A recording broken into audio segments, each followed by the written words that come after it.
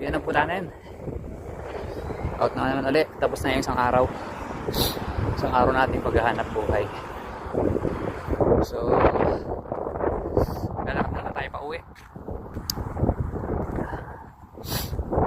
Samahan niyo ako maglakad pa uwi. Hindi naman masyado ng kalamigan. Siguro mga 2 degrees Celsius. Presko na. Presko yung pakaramdam. Kasi dito naka-jacket tayo. Yung hampas sa balat, sarap naman, presko, nakaalis ng pagod. Kasi pagod maghapon.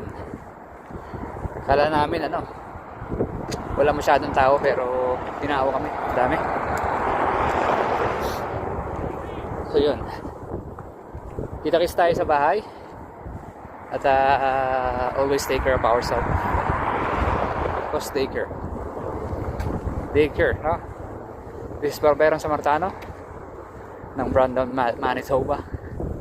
At lagi tayo mag-iingat. Yan. Lapit na tayo. All green na siya. Green na.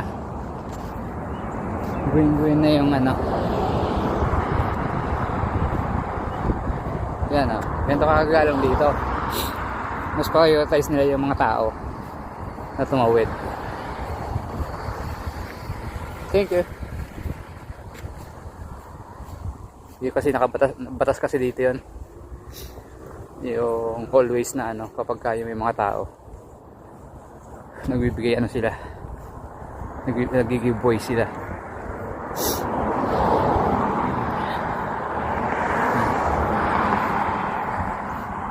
Malapit na tayo. Malapit na yung 1.2 kilometers. Ayan.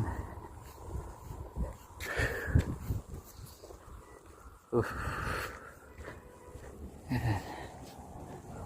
Ito maraming ang laki ng puno dito.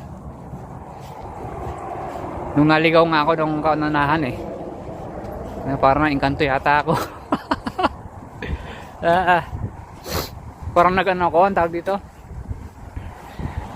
Nasa 13th Street ako, bigla akong nadala dun sa malayo.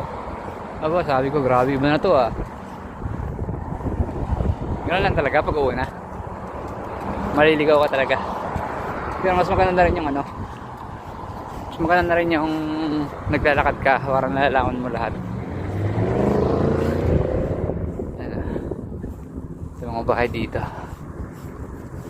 Blossom na. Mayroong numulaklak na siya puno.